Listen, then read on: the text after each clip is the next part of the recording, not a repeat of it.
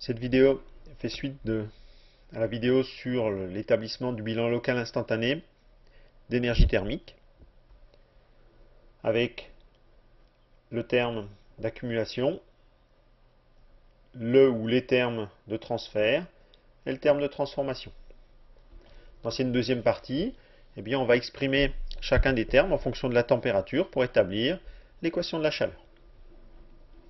Pour ça, on va s'intéresser tout d'abord au terme d'accumulation et on va faire intervenir le champ de température. On est ici dans le cas unidimensionnel, donc la température va dépendre du temps et d'une coordonnée d'espace S.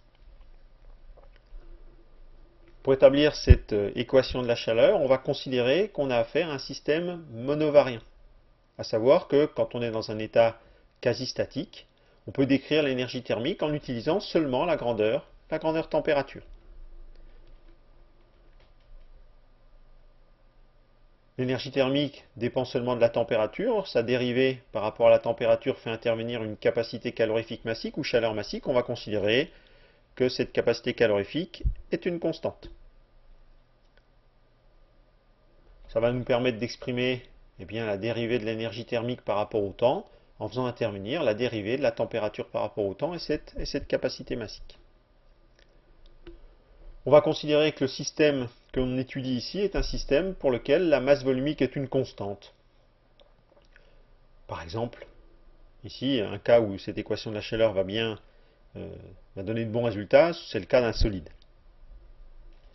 Ce qui va nous permettre d'exprimer le terme d'accumulation ici en fonction de la seule température et de deux grandeurs qui sont caractéristiques de notre matériau. Deuxième terme à prendre en compte, le terme d'échange. Pour ce terme d'échange, on va considérer que le transfert thermique ici est un transfert par conduction qui est bien décrit par la loi de Fourier. Ici, la loi de Fourier locale, en utilisant l'abscisse S, va nous donner l'expression du flux thermique surfacique en fonction de la température, en fonction de la variation spatiale de température.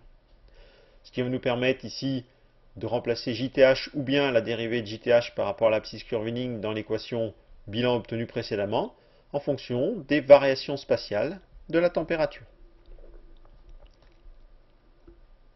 Dernier terme du bilan, le terme de transformation d'énergie. On va considérer que dans le cas qui nous intéresse ici, il n'y a pas d'énergie transformée.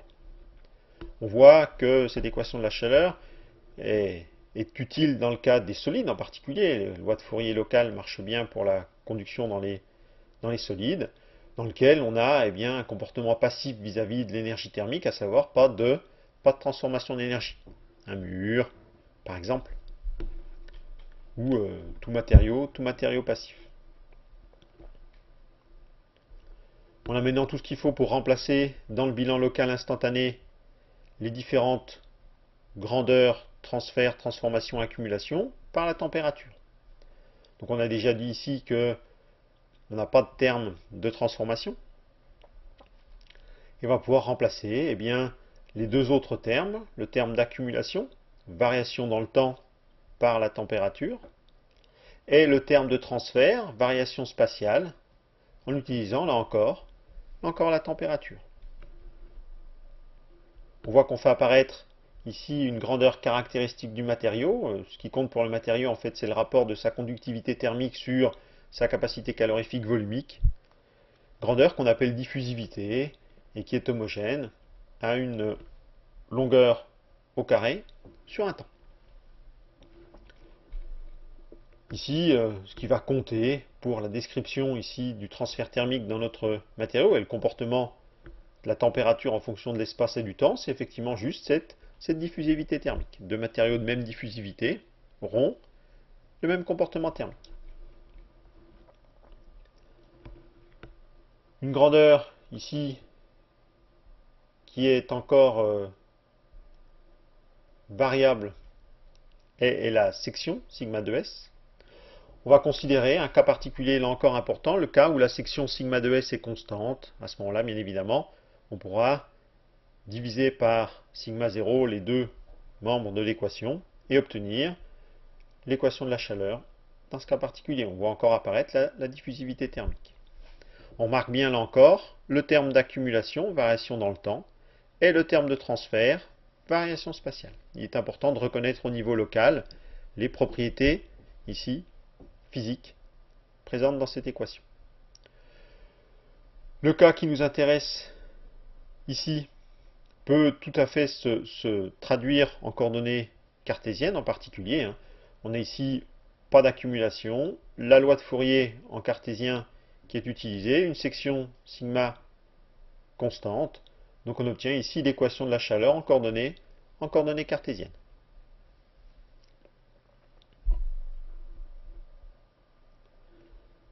Cette équation de la chaleur peut être résolue par des méthodes mathématiques, mais cette équation dérivée partielle peut nécessiter des outils mathématiques un petit peu élaborés. Ici, il s'agit de s'entraîner sur ce type d'équation à transformer en fait une équation